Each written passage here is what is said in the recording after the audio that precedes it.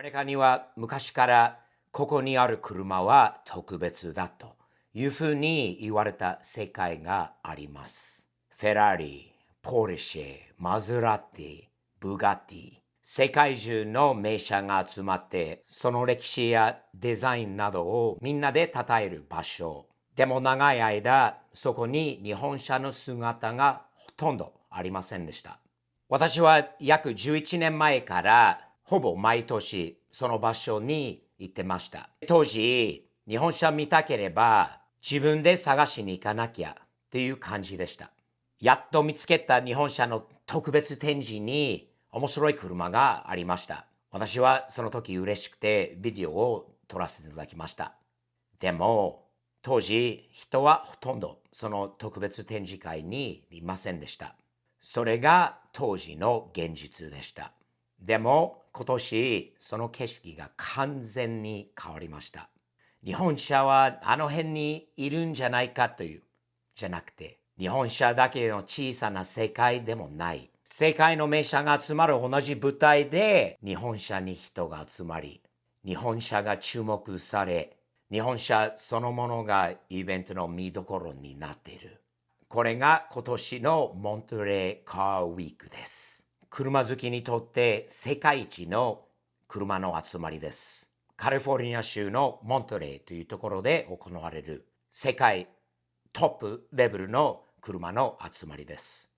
今年のモントレーカーウィーク見て、私は一番感じたところは、日本車がついに外から見てる側ではなく、この世界の集約の一つになったということです。私が昔から見てきた景色と今年の景色を比較しながら、この大きな変化についてお話したいと思います。スティーブ的視点のスティーブと言います。チャンネル登録をよろしくお願いいたします。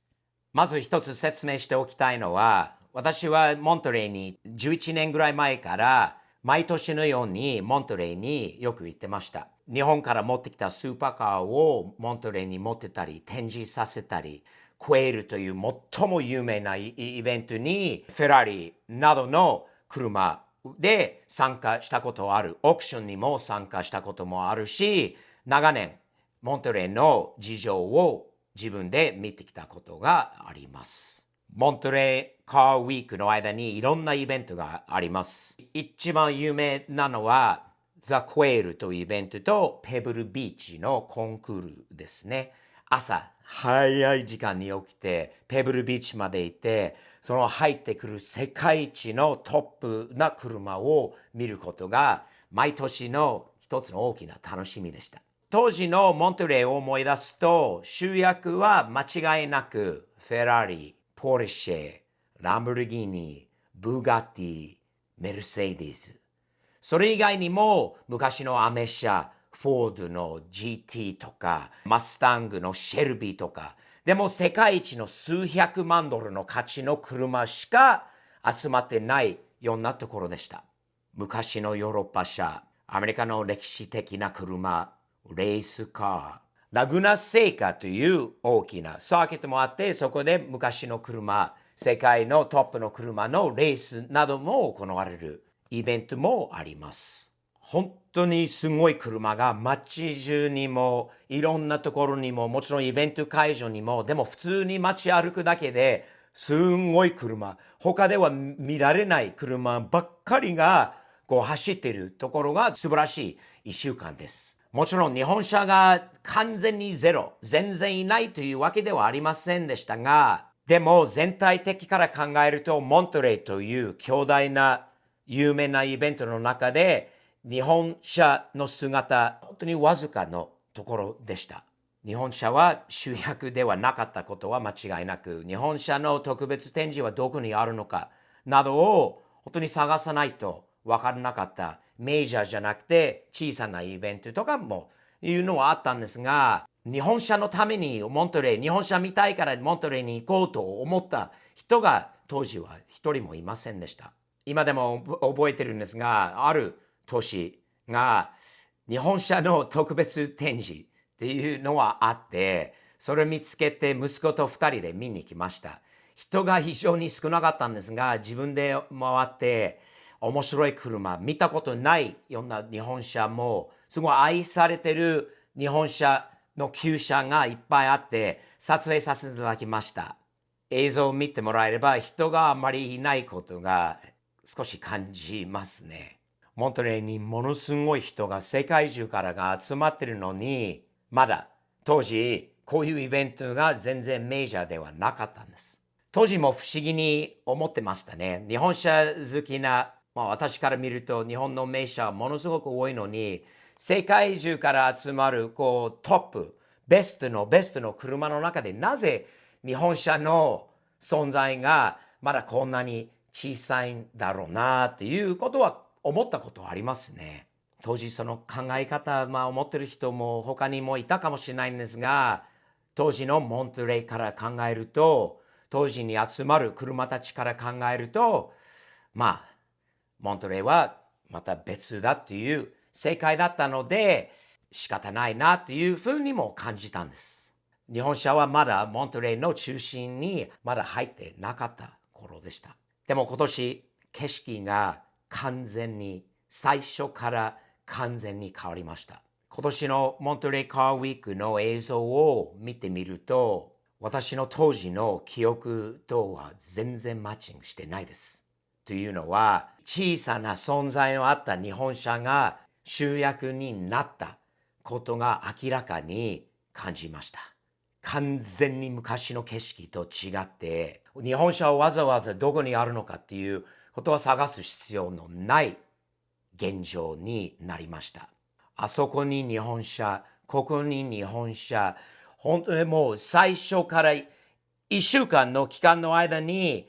月火水木曜日まではあんまり大きなイベントのない中で日本車のイベントもその時からありました。友達のリコさん、リコという、私昔持ってた Z プロジェクトカーだったんですが、買ってくれたリコさんが初日本車の集まり、こういう集まりをしました。素晴らしいイベントを組んで、日本から車も来られて、日本車好きの人がいっぱい参加したイベントも最初の方にありました。さらに、ラグナセイカに走った日本の昔の名車です。一番印象的だったのは、一番音がすごいな、これ世界一の音じゃないかって呼ばれてるのは、マツダの787でしたよね。もうネット中にインスタグラムなどのところに上がってるのはこの音です。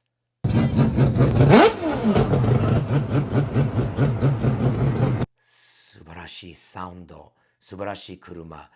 ラグナセイカといえば、日本のダットサン系、日産系、小さな日本車なども走ってた旧車のレースも行われてたこともあって、日本車好き、日本好きな人から見ると今年は本当にすごいなっていう日本車を見るためにモントレーに行こうということが今年は初めてじゃないでしょうか。さらに一番大きな有名なもう招待がないと入れないザ・クエールというところにも日本車のコーナー、日本車のディスプレイもありました。友達のラリーさんの Z、フェアレディ Z も展示されてたし、友達の安川さんの GTR などの日本の名車もクエ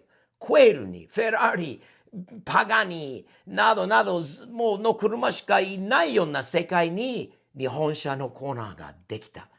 ことがすごいなって本当に思います。友達の安川さんのインスタグラムの投稿にも書いてあり、英語で書いてあるんですが、10年前から参加していた自分から見て、まさかこの日になると思ってませんでした。クエールに日本の名車が認められたということは、彼もそうだし、いろんな方の動力、日本車のメーカーの動力、日本人の動力ですよね。すごい舞台、子役じゃなくて主役になった日本車たちが、すごいことですよね。我々、日本車好きのアメリカ人たちがよく集まりとか車の集まりとかするんですよね。うちの星ランチ、星カフェにも日本車がいっぱい集まるんですが、その感覚から考えると、こう日本車好きがこんなに多い、日本車はすごいなと思ってる人がこんなに多いのに、モントレーみたいなところでいつ認められるようになるんだろうというふうに思ってる人が私だけじゃないような気がしますよね。だからそうなった今年を見て、なんか本当にもう言葉ないというか、すごいことになったんですね。フェラーリやポルシェやメルセデスなどの世界のトップのトップの名車のところに日本車が入ってきた。一緒になったことがすごい嬉しいことですよね。何が変わったのでしょうか。昔から日本車がなかったところにこんなに急に日本車は集約に変わったことの背景にはまあいろいろあると思いますよね。時間が経ったこと、もちろん一つだと思うんですが、というのは若い時に映画、漫画、アニメなどに影響されたアメリカ人が憧れたアメリカ人、若い時からそういう文化、映画、YSP などを見てきた人たちが日本車の良さが分かった。けれども、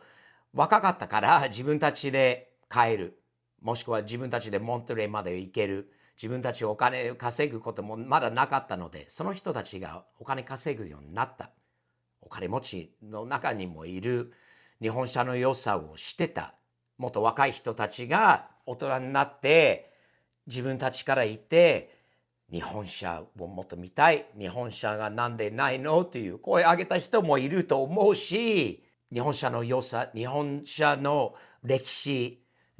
的なこと、レースなどのことがよく知ってる人が増えたんじゃないかという一つの原因だと思います。そのもっと若い人たちが今の記者になったり、今のコレクターになったり、イベントのオーガナイザーとかね、主催者になったりとかっていう自分の趣味からいくと、フェラーリ、ポルシェ、メルセデス、ランボルギーニなどの車はもちろん、でも自分たちは若い時から気に入った文化、車の文化も展示したいなって、展示してほしいなっていうのはもう人に見せたいなっていう気持ちがあるんじゃないかと思われます。もう一つの大きな原因があります。アメリカにあるこの25年ルール。もともとアメリカ用に作られてなかった日本車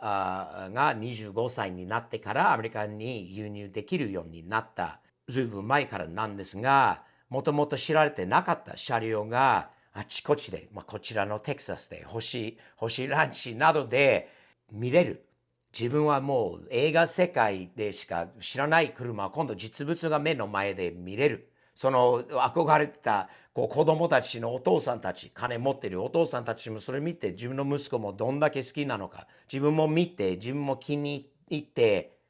買いに行ったり、値段が相場がどんどん上がったこともあるので、ただあの辺の日本車じゃなくて、あんな価値のある、あんなに高くなった、あんなに昔は安かったのにってこんなに高くなった日本車。このモントレーウィークの間に自動車オークションもいっぱいあります。その中で日本車も出てきたんで、びっくりするほどの、結果もあるので、今回話が長くなるので、次回の動画の時にモントレーで行われたオークション、日本車の今の相場を紹介させていただきますので、チャンネル登録よろしくお願いします。近日中にその動画もアップいたしますので、よろしくお願いいたします。私は日本とアメリカのカーシーンを長年いろいろ見てきた中で、ただの日本車の集まり、あの辺で車が集まるっていうレベルから、こんなもう世界一の舞台の主役になった日本車のアメリカの中での日本車へのリスペクト、日本車への尊重っていうか、その認められたってもともと興味のない私みたいな人でも日本車の良さを数年かけて知るようになった人たちが増えたことが嬉しい限りですよね。嬉しいことですよ。もうすごく。これは私、昔、わざわざ探して見に行けた小さな日本車、旧車の特別なイベントでした。日本車はある、でも人は少ない。周りから見るとまだニッチな世界でした。そしてこれが今年です。説明しなくてもかなり分かりやすいと思います。昔、日本車好きが日本車を探しに行った。今は人が日本車を見に集まっている。その違いですね。皆さんはどう思いますか？今回の話に関しては。日本人としては、すごいプライドのあることになるのでしょうか？下のコメント欄にぜひご意見をお残しください。スティーブテキセンのスティーブと言います。アメリカ、テキサス州におります。日本とアメリカ大好きです。車も特に大好きなので、こういうレポートをさせていただきます。また次回まで、日々前進前向きにサムズアップ的にやっていきましょうね。よろしくお願いいたします。